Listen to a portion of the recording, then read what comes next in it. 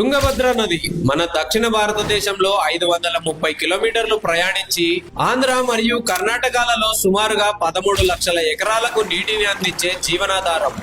ఈ నది మీద నిర్మించిన హొస్పేట్ డ్యాం కారణంగానే రైతులు వానాకాలం, చలికాలం, ఎండాకాలం అనే తేడాలు లేకుండా ఒక సంవత్సరానికి 365 రోజులు నీటిని పొందుతూ 2 నుండి 3 పంటలు సాగు చేసుకుంటున్నారు.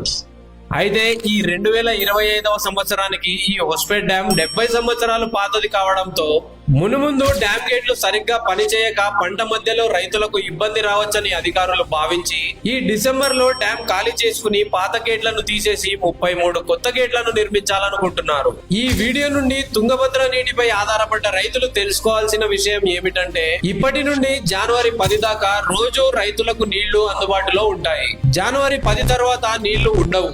డ్యాం రిపేరింగ్ మొదలవుతుంది. జనవరి నుండి మే, జూన్ దాకా కేవలం అత్యవసరమైన తాగునీళ్లు మాత్రమే డ్యామ్ లో ఉంటాయి. కాబట్టి రెండవ పంటకు రైతులకు నీటి సరఫరా అందించలేమని అధికారులు చెబుతున్నారు. ఈ డ్యామ్ రిపేరీ 2026 మే, జూన్ కంతా పూర్తి చేసుకుని రానున్న రోజుల్లో రైతులకు ఎటువంటి ఇబ్బంది లేకుండా అన్ని కాలాలు నీటిని అందించడానికి ప్రయత్నిస్తున్నారు.